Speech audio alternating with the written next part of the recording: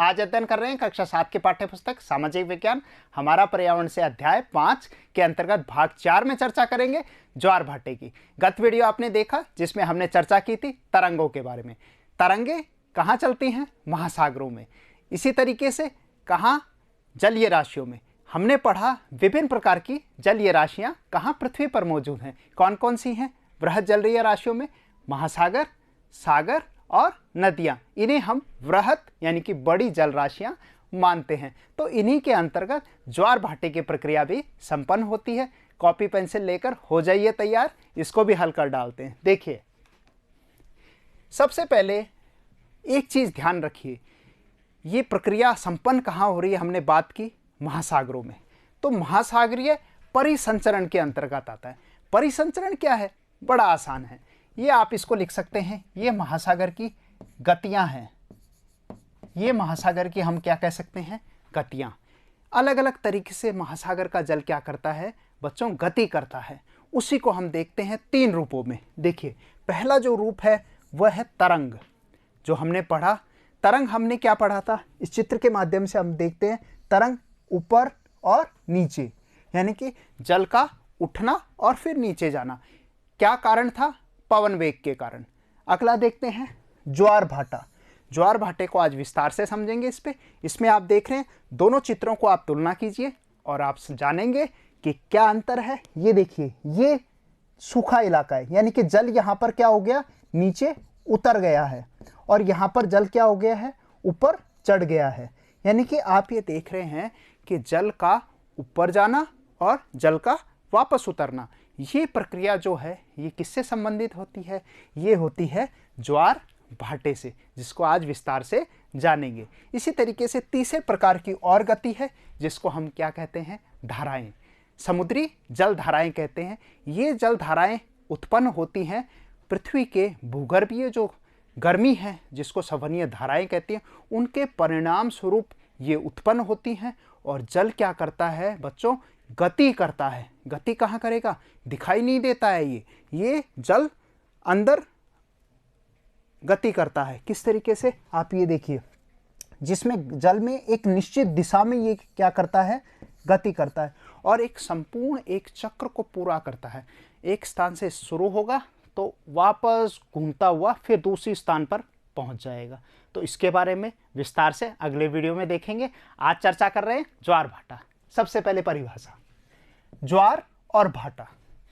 एक चीज याद रखिए कि ये जो प्रक्रिया है ये दिन में 2 बार संपन्न होती है। आप देखिए परिभाषा में, दिन में 2 बार निश्चित अवधि में, यानी कि इसका एक नियम है। नियम देखिए, निश्चित अवधि में नियम से महासागरीय जल का उठना और नियम से गिरना, यानी कि वो अवधि क्या है उस पर बात करें। दिन आपका कितने घंटे का होता है? 24 घंटे का। 24 घंटे में से प्रत्येक 12 घंटे 26 मिनट के अंतराल से ये ज्वार आते हैं। ये है 2 ज्वारों के बीच के अंतराल। अब आप ये सोच रहे होंगे कि यहाँ पर 24 घंटे लिखे हैं, अगर 24 घंटे को 2 भागों में बांटते हैं तो कितना आएगा? 12 घंटे आता है। पर यह अतिरिक्त 26 घंटे का और समय लेता है। इसका कारण क्या है? चंद्रमा जो है वो पृथ्वी की तुलना में उसका घूर्णन वो 5 डिग्री झुका हुआ है और उसको अतिरिक्त समय लगता है। तो वो समय कितना हो जाता है? 24 घंटे 52 मिनट का हो जाता है। और इसको हमने क्या कर दिया? आधा कर दिया। आधा कर दिया तो कितना आ गया बच्चों उत्तर? 12 घंटे 26 मिनट। यानी कि 12 घंटे 26 मिनट के अंतराल पर ये दोनों प्रक्रियाएं संपन्न होती हैं। किस तरीके से? ज्वार, आप ये देखिए, ज्वार में क्या होगा? जल स्तर का उठना, ऊपर की तरफ आ गया। और वही स्थिति आप देखिए, सेम पिक्चर है। सेम पिक्चर में अंतर देखिए आप, यहां पर जल क्या हो गया? वापस से नीचे उतर गया है या पीछे हट गया है। तो इसका कारण जानते हैं, क्या कारण हो सकता है? देखिए, जल के अंतर्गत एक चीज हम ये जाने कि ज्वार क्या होता है उसको देखते हैं। जब सर्वाधिक ऊंचाई तक उठकर जल तट के बड़े हिस्से को क्या करेगा? डुबो देगा। तट का ये हिस्सा है और ये पानी से क्या हो गया है? आपने देखा ये तट का हिस्सा क्या हो गया है? डूब गया है। तो किससे ऊंचाई बढ़ गई है जल की, और उससे हिस्से को इसने क्या किया है, डुबो दिया है। आगे देखते हैं, तब उसे हम क्या कहेंगे, उसे ज्वार कहते हैं। आया समझ? ये देखिए जल स्तर बढ़ गया है। तो आपको याद रखना है कि ज्वार में जल हमेशा क्या होता है, ऊपर उठता है, यानी कि वाटर लेवल क्या करेगा, राइज करेगा। और इसी ज्वार को आप क्या कह देते हैं, इसको टाइड कहते हैं। इसी को अंग्रेजी में क्या कहते हैं, टाइड। अगला देखते हैं, पर इसके विपरीत एक स्थिति और बनती है। वो क्या है, जब जल अपने निम्नतम स्तर पर आता है। पिछले वाले में हमने पढ़ा सर्वोच्च ऊंचाई पे आ रहा है, ऊपर उठ रहा है, तो क्या कहेंगे, ज्वार। और जब निम्नतम जा रहा है यानी कि नीचे आ रहा है, उसको क्या कहेंगे, आ जाता है तो तट से पीछे चला जाता है, तो उसे क्या कहेंगे, उसको भाटा कहते हैं। भाटा, राजस्थानी शब्द में भाटा जो होता है वो पत्थर होता है। अगर पत्थर के साथ किसी चीज़ को बांध कर डाल दिया जाए तो वो क्या होगा, नीचे ही डूबेगा। इस तरीके से भी आप याद कर सकते हैं, अन्यथा ये परिभाषा तो आपके सामने है ही, जो आपको लिखनी है ऐसे ही, ठीक है। यानी कि जल अपने निम्नतम स्तर पर आ जाता है, तट से पीछे चला जाता है, तो उसे क्या कहेंगे, भाटा। अब आप ये देखिए, ये जल ये तट तक यहाँ तक था, अब ये जल यहाँ से क्या हो गया है, पीछे हट गया है। आया समझ में? अब इसके कारणों पे चर्चा करते हैं। देखिए, ज्वार भाटे के कारण, आप ये सोचिए इसका प्रमुख कारण हो क्या सकता है। कारण बताया गया है सूर्य चंद्रमा की गुरुत्वाकर्षण बल। अब आप ये सोच रहे होंगे कि सर सूर्य चंद्रमा का बल क्या इतना हो सकता है, जो सूर्य की जो दूरी कितनी है, 15 करोड़ किलोमीटर है, और चंद्रमा कितना है, 3,84,000 किलोमीटर है। तो आप ये देखें कि दोनों जो हैं बड़ी दूरी पर स्थित हैं, और पृथ्वी पर क्या उनका गुरुत्वाकर्षण बल पड़ता है, बिल्कुल पड़ता है। दोनों में आप ये देखें कि दोनों में से हमारे नज़दीक कौन सा है, बिल्कुल सही, चंद्रमा हमारे नज़दीक है। जो चंद्रमा है वो सूर्य की तुलना में नज़दीक है। ये 3,84,000 किलोमीटर है ये दूरी, और सूर्य की दूरी कितनी है, सूर्य की दूरी है 15 करोड़ किलोमीटर, ये सूर्य की दूरी है। अब आप ये देखें कि दोनों ही अपना क्या करते हैं, गुरुत्वाकर्षण बल लगाते हैं। अब पृथ्वी पर क्या मौजूद है, हमने पढ़ा 71% जल है और 29% स्थल भाग है। अब आप ये देखिए कि दोनों में से गुरुत्वाकर्षण बल अगर लगेगा तो वह किस पे ज़्यादा लगेगा, स्थल भाग पे भारी है और जलीय भाग क्या है, हल्का है। तो वो जलीय भाग को क्या करता है, अपनी तरफ आकर्षित करेगा, और उस आकर्षण के परिणाम स्वरूप ही क्या होगा, ये ज्वार उत्पन्न होते हैं। देखिए, सूर्य एवं चंद्रमा के शक्तिशाली गुरुत्वाकर्षण बल के परिणाम स्वरूप ही ज्वार उत्पन्न होते हैं। तो समझ आ गया, ये चित्र यही प्रदर्शित कर रहा है। आप ये देखेंगे, ये पृथ्वी है आपकी, ये पृथ्वी है, ये चंद्रमा, और ये सूर्य है। अब आप ये देखिए, इनमें तीनों क्या हैं, एक सीध में आ गए हैं। अभी हम आगे इनको और विस्तार से जानेंगे कि अब एक सीध में आ गए हैं, यानी कि चंद्रमा भी अपना क्या लगा रहा है, गुरुत्वाकर्षण बल लगा रहा है, सूर्य भी अपना गुरुत्वाकर्षण बल लगा रहा है, यानी कि दो भाई एक साथ मिलकर खींच रहे हैं।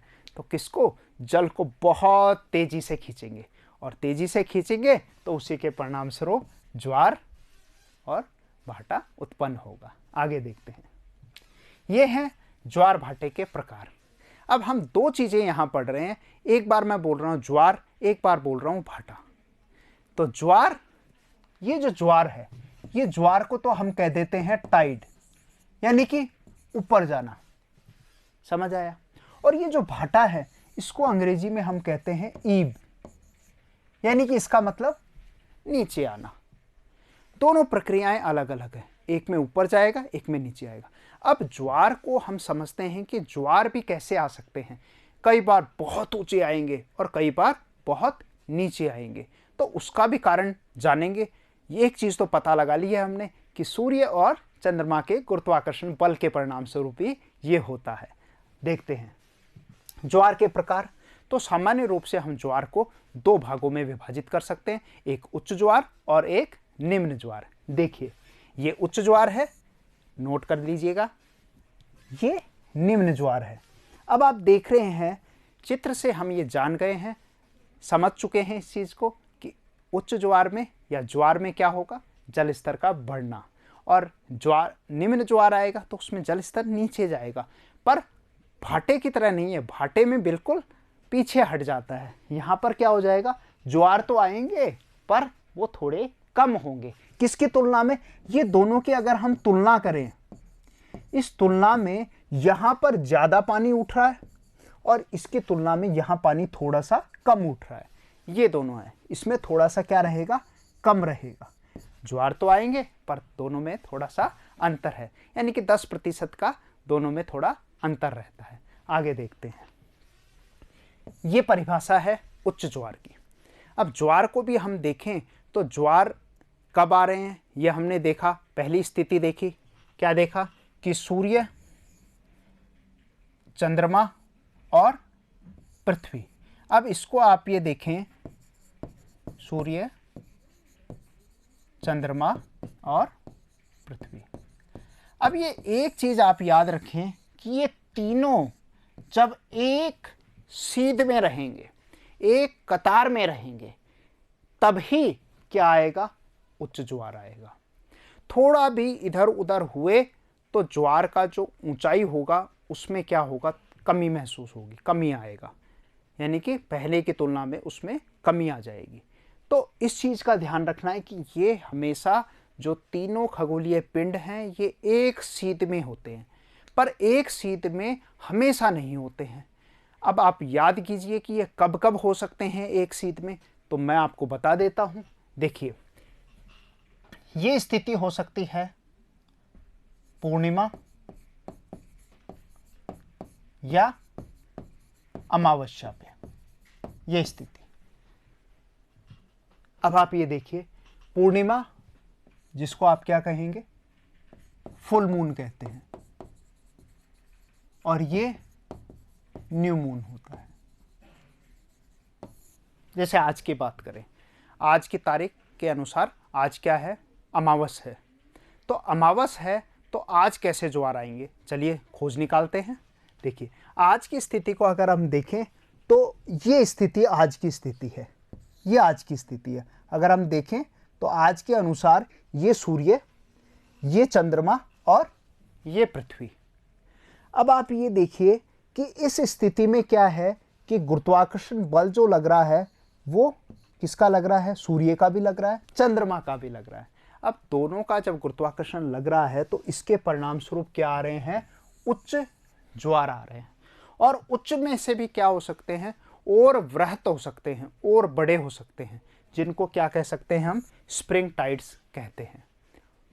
तो सबसे पहले उच्च ज्वार को लिख लीजिए, जब पृथ्वी का जल चंद्रमा के निकट होता है, यानी कि ये पृथ्वी हो गई और इसका जल क्या है, चंद्रमा के निकट है, तो वो उसको क्या करेगा, खींचेगा। उस समय चंद्रमा के निकट गुरुत्वाकर्षण बल से जल क्या हो जाता है, अभिकर्षित हो जाता है, मतलब उसको वो खींचता है, और जल को खींचेगा तो वहीं क्या आते हैं, उसी के परिणाम स्वरूप जल क्या हो जाता है, ज्वार आएंगे। पर ज्वार कैसे आएंगे, उच्च आएंगे। और इन उच्च में भी एक क्या होते हैं, वृहत होते हैं, जो और भी ज़्यादा ऊंचे आते हैं, वो कभी कभार आते हैं। देखिए अगले में, ये वृहत ज्वार क्या है, वृहत ज्वार। पिछला वाला क्या था, उच्च ज्वार, और इसको आप क्या कर सकते हैं, उससे भी ज़्यादा ऊंचाई का। ये स्थिति कैसे है, यानी कि ये स्थिति होती है पूर्णिमा और अमावस के दिन। पूर्णिमा और अमावस के दिन से सूर्य, चंद्रमा एवं पृथ्वी तीनों एक सीधी रेखा में होते हैं, और इस समय सबसे ऊंचे ज्वार आते हैं। तो ये दोनों स्थितियां बताई हैं, ये पूर्णिमा की स्थिति है और ये अमावस्या की स्थिति है। अब ये दोनों स्थितियों में ही ज्वार क्या आ रहे हैं, ज़्यादा आ रहे हैं। कारण क्या है कि देखिए जो चंद्रमा है वो गति कर रहा है, हर 14 दिन के अंदर वो क्या करता है, अपनी स्थिति बदल लेता है। मतलब पूर्णिमा और फिर घूमकर क्या, अमावस्या। मतलब महीने में क्या आपने देखा है कि एक बार पूर्णिमा आती है और एक बार अमावस्या आती। कभी कभी होता है कि महीने में 2 पूर्णिमा भी आ जाती हैं, ठीक है, जिसको ब्लू मून कहा जाता है। उसके ऊपर भी कभी बात करेंगे। देखिए तो क्लियर, अब समझ आया आप लोगों को कि ये सूर्य, पृथ्वी और चंद्रमा। अब एक स्थिति तो ये बन गई, नंबर 1 पहली स्थिति। इसमें भी क्या है, क्या कहा इसने कि सीधे होने चाहिए, एक लाइन में होने चाहिए। तो एक लाइन में दिख रहे हैं आपको, ये स्थिति है। और ये स्थिति सूर्य, चंद्रमा और पृथ्वी, यहां पर भी क्या है, एक ही सीधी में है, एक कतार में है। तो इन दोनों स्थितियों में यानी कि पूर्णिमा और अमावस की स्थिति में क्या आएंगे, वृहत उच्च ज्वार आएंगे, जिनको आप स्प्रिंग टाइड्स भी कह सकते हैं। और पिछला जो है, जो पिछला हमने देखा, यहां पर हम उच्च ज्वार को देख रहे हैं। तो उच्च ज्वार में 2 स्थितियां होंगी, एक तो उच्च और एक वृहत उच्च हो गई, मतलब बहुत सर्वाधिक ऊंचे आएंगे। पर आप ये सोचिए कि और स्थिति अगर अपन देखें कि सूर्य, चंद्रमा और पृथ्वी, अब इनको अगर हम देखें तो बाकी दिन तो ये पूर्णिमा और अमावस के दिन तो बिल्कुल सीध में आ गए हैं, ठीक है, परंतु बाकी समय में ये थोड़ा सा भी क्या होगा, ऊपर की तरफ ये इस तरीके से गति कर रहा है, अलग अलग गति करेगा, अलग अलग गति करेगा, कभी इधर आएगा कभी इधर आएगा, ये इस तरीके से गति कर रहा है। कौन, चंद्रमा। अब ये चंद्रमा गतिशील है। अब इसकी स्थिति के अनुरूप यानी कि थोड़ा भी इधर उधर हुआ तो ज्वार की स्थिति में क्या आता है, अंतर देखने को मिलता है। समझ गए, आगे देखते हैं। अब बात करेंगे निम्न ज्वार पर, कि जहां उच्च ज्वार में लेवल क्या हो गया था, बहुत ऊंचा हो गया था, पानी बहुत ऊपर आ गया था। उसकी तुलना में अभी जो मैंने बात की आपसे कि थोड़ा भी 19-20 आगे पीछे हो जाए तो स्थिति क्या होगी, ज्वार तो आएंगे, पर ज्वार कैसे आएंगे, निम्न आएंगे। देखिए जब चंद्रमा अपने प्रथम एवं अंतिम चतुर्थांश में होता है तो चांद एवं सूर्य का गुरुत्वाकर्षण बल विपरीत दिशा से महासागरीय जल पर पड़ता है। ऐसे ज्वार को लघु ज्वार भाटा कहते हैं। ये देखिए, ये सूर्य है आपका, ये यहां पर ये पृथ्वी है, और ये यहां पर क्या है, चंद्रमा है। अब इसमें एक गौर करना आप कि ये पोजीशन कैसी बन गई, ये स्थिति कैसी बन गई, ये राइट एंगल की पोजीशन बन गई, यानी कि समकोण की स्थिति पर आ जाते हैं। मतलब सूर्य तो है, पृथ्वी भी है, पर आप ये देख रहे चंद्रमा ने, मैंने बात की थी, चंद्रमा अपनी निरंतर अपनी कलाएं बदलता रहता है, क्योंकि उसे तो क्या करना है, 28 दिन 27.5 दिन में क्या करता है, पृथ्वी का घूर्णन कर लेता है, तो वो स्थिति बदल रहा है। अब वो जब कब आएगा, यानी कि समकोण की स्थिति बनाएगा, राइट एंगल पे रहेगा, तो उस समय क्या लग रहा है, बल किसका लग रहा है, सूर्य का तो लग रहा है जल पे। तो सूर्य तो बहुत दूर है, तो उसके प्रभाव से जल इतना आकर्षित तो नहीं होगा, पर कम होगा। अब यहां देखिए, ये चंद्रमा का भी लग रहा है, तो दोनों तरफ से क्या हो रहा है, बल लग तो रहा है, पर वो बट गया। बटने के परिणाम स्वरूप क्या होगा, कैसे ज्वार आ रहे हैं, निम्न ज्वार आ रहे हैं। समझ गए बच्चों, आगे देखते हैं। ज्वार भाटे के लाभ, कॉपी पेंसिल लेकर लिखते जरूर जाइएगा इसको, ठीक है। देखिए अब फायदे भी होते हैं, मतलब विभिन्न प्रकृति ने जो क्रियाकलाप हो रहे हैं, विभिन्न हो रहे हैं, उनके अंतर्गत मनुष्य को कुछ लाभ भी हैं इसके। देखते हैं क्या क्या लाभ हैं। सबसे पहले उच्च ज्वार नौ संचलन में मदद करते हैं। जैसे हाई टाइड्स आएंगे, उच्च ज्वार आएंगे, तो उस समय क्या होगा, जल स्तर क्या होगा, मैंने क्या बताया, उच्च ज्वार में बढ़ जाएगा, तो वाटर लेवल बढ़ेगा। तो आप ये पहली वाली एक स्थिति को देखिए, यहां पर आप देखिए, ये स्थिति मैं बताऊं आपको, ये वाला, ये स्थिति को आप तुलना कीजिए। अब जहाज जब उच्च ज्वार आया तो जल कहां आ गया, आगे तक आ गया, और निम्न ज्वार में जल कहां हो जाता है, पीछे चला जाता है।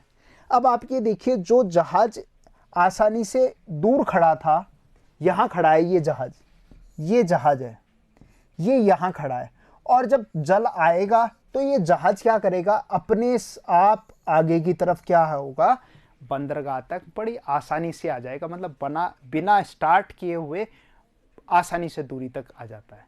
तो क्या हुआ, फ्यूल की बचत हुई, जो उसमें ईंधन लग रहा है उसकी क्या हो रही है, बचत हो रही है ना। तो ये इसके फायदे नुकसान है। इसी तरीके से क्या होता है, समुद्र पे कई मलबा वगैरह होता है, वो जमा रहता है, तो उच्च ज्वार आते हैं, मलबे को अपने साथ बहाकर दूर ले जाते हैं, कहाँ, समुद्र के गर्भ में ले जाते हैं। तो इस तरीके से इसके फायदे नुकसान है। आगे देखिए, इसी तरीके से आप देखेंगे तो ये नौ संचलन में क्या कर रहे हैं, मदद कर रहे हैं। समझ आया। अगला पॉइंट लिखिए, ये जल स्तर को तट की ऊंचाई तक पहुंचाते हैं, ये जहाज को बंदरगाह तक पहुंचाने में सहायक होते हैं। जो बात हमने अभी की वही चीज लिख लीजिए इसको। उच्च ज्वार मछली पकड़ने में भी क्या करते हैं, मदद करते हैं। मछली पकड़ने में क्या, मछुआरे आएंगे, मछलियां क्या होगी, उच्च ज्वार में क्या आती हैं, तट तक आ जाएंगी, क्योंकि वाटर लेवल बढ़ेगा, तट तक आ गई, मछुआरे जाल बिछा के बैठे हैं, और वापस जब निम्न ज्वार आएगा, पीछे हटेगा, तो वो क्या होंगी, जल पीछे हटेगा तो मछलियां क्या होंगी, उसके साथ पीछे जाएंगे, और जाल बिछा हुआ और उसमें मछुआरे उसको आसानी से पकड़ लेंगे। तो ज्वार भाटे का देखो इस तरीके से फायदा होता है, ज्वार में जल आना और भाटे में पीछे हटना। उच्च ज्वार के दौरान अनेक मछलियां तट पर निकट आ जाती हैं, इसके फलस्वरूप मछुआरे बिना कठिनाई के मछलियों को क्या कर लेते हैं, पकड़ लेते हैं। समझ आ गए। पहला पॉइंट नौ संचालन में मदद कर रहा है, और फिर क्या कर रहा है, मछुआरों की भी मदद कर रहा है। और एक और पॉइंट है, इसी से हम क्या करते हैं, ज्वारीय ऊर्जा भी बनाते हैं। देखिए, कुछ स्थानों पर ज्वार भाटे से वाले जल के उतार चढ़ाव का उपयोग किसमें किया जाता है, विद्युत उत्पादन में किया जाता है, जिसको क्या कहते हैं, टाइडल एनर्जी कहते हैं, ज्वारीय ऊर्जा कहते हैं। देखिए कैसे बनाते हैं। ये इस तरीके से एक पावर स्टेशन होता है। इस पावर स्टेशन में अब आप ये देख रहे, इस जल के अंदर क्या लगे हुए हैं, ये गोल गोल क्या लगे हैं, ये टरबाइन लगे हुए हैं। ये टरबाइन क्या होते हैं, क्योंकि हमने क्या पढ़ा, ज्वार और भाटा, तो ज्वार में क्या आएगा, जल आएगा, तो आएगा तो टरबाइन को क्या करेगा, रोटेट करेगा, और भाटे में वापस क्या जाएगा, पीछे जाएगा। तो ये प्रक्रिया आना और जाना, इसमें क्या होगा, ये ऐसे और ये फिर ऐसे, तो इसमें क्या करते हैं, टरबाइन क्या करते हैं, गतिशील हो जाते हैं। और उसके साथ एक जनरेटर डायनोमा लगा रहता है, जनरेटर में इलेक्ट्रिसिटी जनरेट होती है, और इस तरीके से फिर विद्युत का क्या हो जाता है, संचालन करते हैं। तो ये पूरी प्रक्रिया कितनी लाभदायक है, आप ये देखिए कितने फायदे हैं। यानी कि प्रकृति की जो ऊर्जा है, सूर्य चंद्रमा का गुरुत्वाकर्षण बल रख रहा है, और इसके बल के परिणाम स्वरूप जो जल ऊपर चढ़ रहा है या पीछे हट रहा है, ज्वार और भाटा, और उसका फायदा देखिए। इसी के साथ नमस्कार, जय हिंद, फिर मिलेंगे अगले वीडियो में।